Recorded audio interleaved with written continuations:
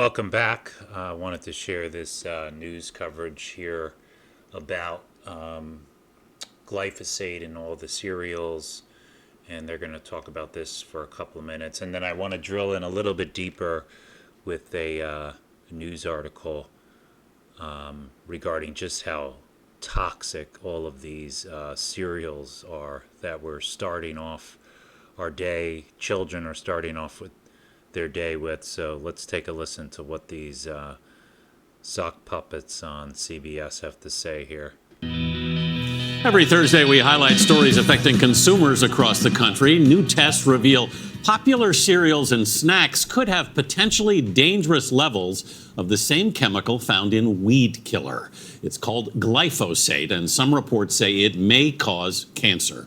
Of the 21 General Mills products examined by the Environmental Working Group, the highest levels of glyphosate were found in Honey Nut Cheerios Medley Crunch. It had more than 5 times what the advocacy group considers a safe level. Original Cheerios had more than 4.5 times what the group believes is a safe level. The products are considered safe under EPA standards. General Mills released a statement that says, in part, these are very strict rules that we follow, as do farmers who grow crops. We continue to work closely with farmers, our suppliers, and conservation organizations to minimize the use of pesticides on the ingredients we use in our foods. The maker of Roundup Weed Killer says the glyphosate levels in this report are, quote, far below the established safety standards. We also reached out to the EPA and the FDA, but have not heard back. Our Dr. David Agus is a cancer specialist, and he joins us now.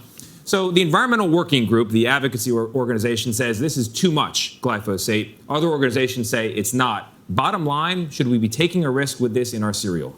The bottom line is we just don't know. And the problem is when you eat something, say glyphosate, there's a 10, 20-year lag between disease and the intervention.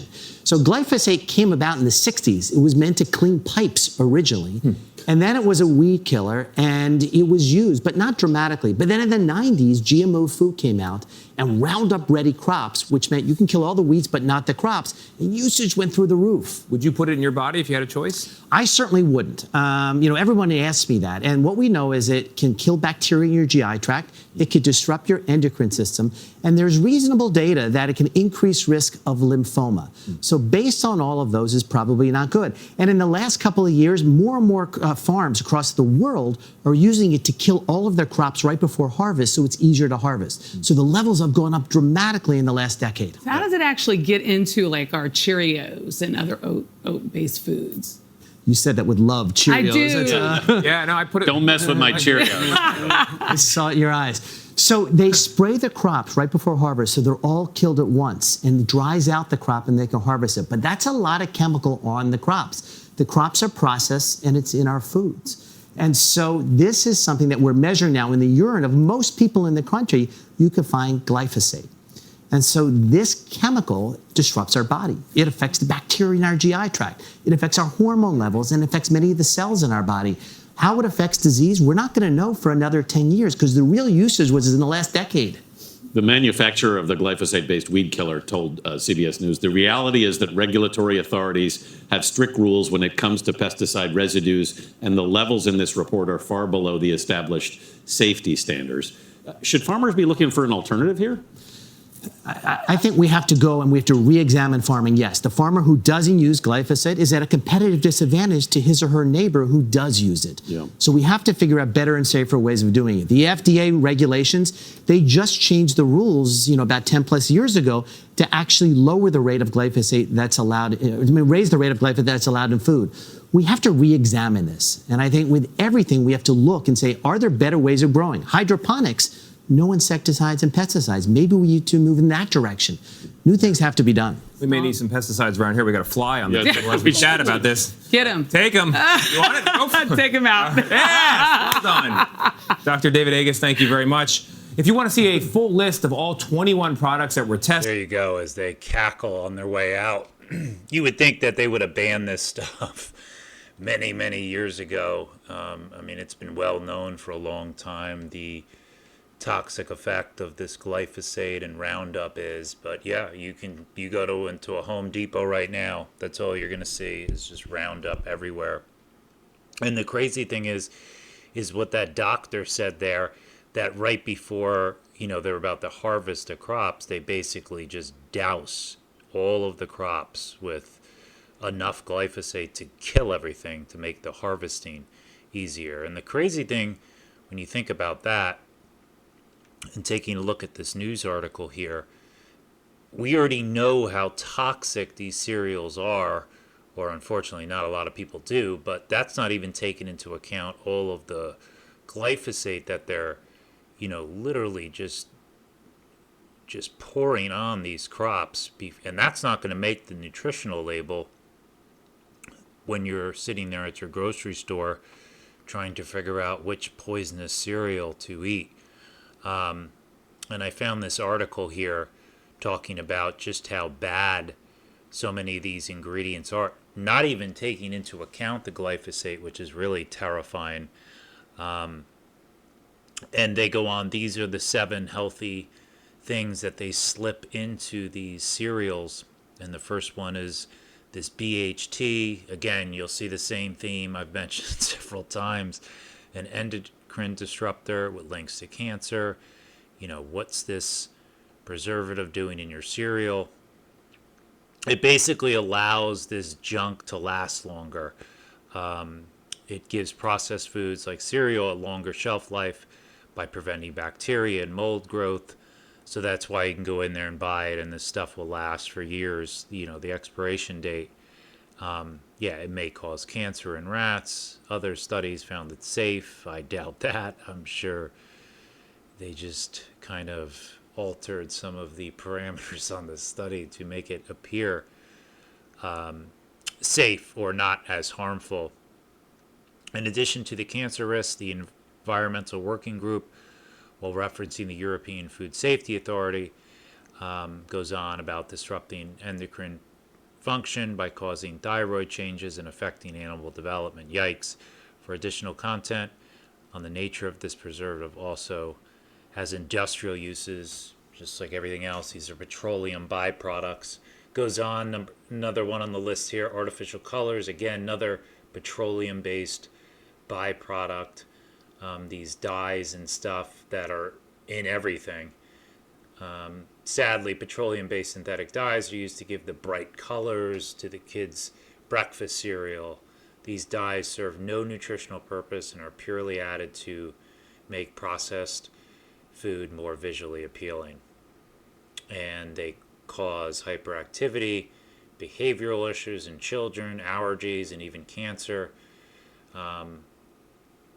And this has been known for some time here.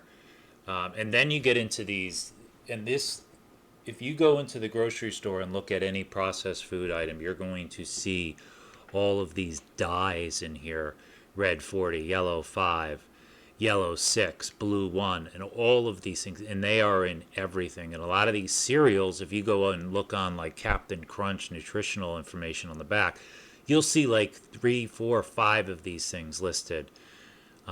In all of these, as you can see here, the red 40, and it's pretty much the same with all of them, contains carcinogenics that speed the development of cancerous tumors in mice. Allergic skin reactions.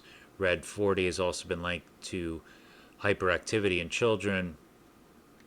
And this stuff, I was in a grocery store recently, and I was waiting in line, and I picked up a Starburst candy thing, and I was just looking at the label, and there was like 4 of these dyes just in there alone. I mean, it's in pretty much all processed foods you'll see these dyes in. Hypersensitivity, yellow 5, yellow 6, another useless but potentially toxic food dye. Blue 1, they like to mix it up for us. The blue 1 has been associated with allergic reactions, possible kidney tumors in mice. That's great.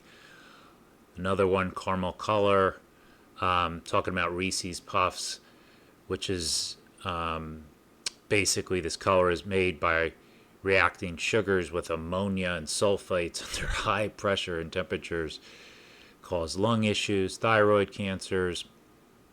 Modified carbohydrates like modified cornstarch. cereals with modified cornstarch and links to inflammation and weight gain. Like other modified cornstarch, like other modified and processed foods, also leads to weight gain. This is because refined corn leads to an increase in blood sugar and insulin, leading to an inflammatory response from our bodies. It is important to remember that humans do not naturally evolve eating modified and processed foods. Avoiding their recommendation, avoiding cereals containing modified starches mislead the consumer. And so all of this stuff is in these cereals, and they're not even listing the levels of glyphosate that is in there, which is just terrifying that we're feeding our children this stuff.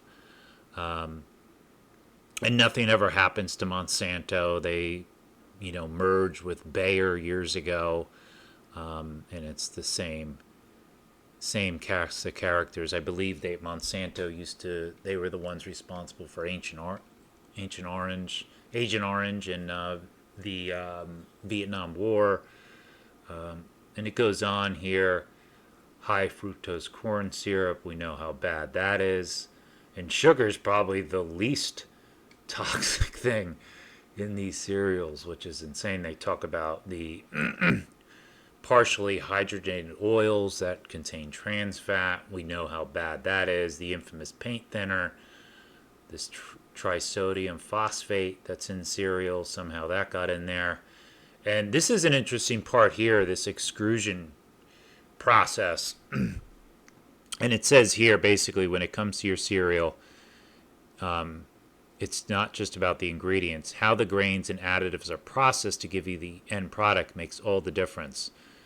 One of the most notorious of these processes is extrusion. Cereals like Cheerios and Reese's Puff and almost all other puff cereals with fancy shapes are made via this extrusion process.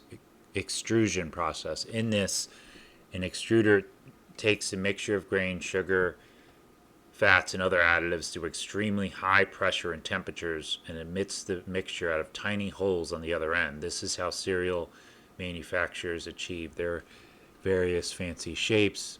The issue is this brutal process changes the very nature of grains and their protein structures, rendering them foreign and toxic to our body. So we can't even, through this process, we basically can't even ingest this junk. Weston Price Foundation published an extensive piece that covered extrusion. The piece emphasizes how the denatured proteins become foreign and toxic to our human nervous system after they have been extruded. The article here states unpublished research indicates that the extrusion process turns the proteins in grains into neurotoxins. Proteins are very similar to certain toxics in molecular structure, and the pressure of the puffing process may produce chemical changes that turn a nutritious grain into a poisonous substance. So even the stuff that's in there that we can digest, this process, further weaponization, turns even that into a neurotoxin, which is just insane that they have to go through all of these steps just to get this, poison on our table. And then it goes on to some of the worst cereals here. Fruity Pebbles. The ingredients in the post Fruity Pebbles cereal are outright disgusting. Sugar is the second main ingredient in the cereal after rice, and it only gets worse from there. Fruity Pebbles is full of synthetic flavors and colors, gets its bright colors, remember those dyes, from the petroleum-based food dyes, red 40, yellow 5, yellow 6, blue 1, and blue 2. So look at that, 5 of these dyes are in there. These synthetic colorants have been constantly linked with hyperactivity, behavioral problems in children. And then, think about this, then you bring your kid to the doctor, and they're putting them on some ADHD medication or who knows, instead of just being like, well, stop poisoning yourself with all that junk in the morning. Fruity Pebbles also contains the preservative BHT, often added to processed foods to extend their shelf life. Another one, and all these companies here, Kellogg's and General Mills and Coca-Cola and Nestle, they're all the same at the top. I mean, there's like 8 food companies that own all the rest of them, of every 95% of the stuff that you see in a grocery store. Lucky Charms, an easy choice for the worst cereals list. The unicorn and other fancy shapes in the Lucky Charms cereal are achieved via the high pressure and toxic extrusion process. The cereal then naturally also has processing agent, the stuff in paint thinner, and then it has, all of these have multiple of these food dyes. This one has 4.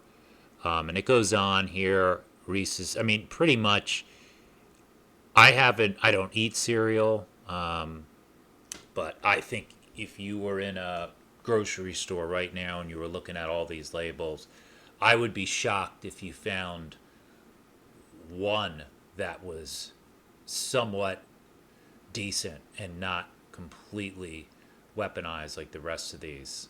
Between the glyphosate, the food dyes, the paint thinner, it just goes on and on and on. And it just seems like over time, I don't think this cereal stuff was ever good for us, but I'm sure it seems like just with everything else, as time goes on, it gets more and more weaponized, more and more, these nefarious ingredients are added, and we have no idea. And we, as that ridiculous news coverage there, they're waiting on the FDA to get back to them, or the EPA, or both of them. Well, guess what? You're going to be waiting for a long time because they don't give a shit. Thanks for listening.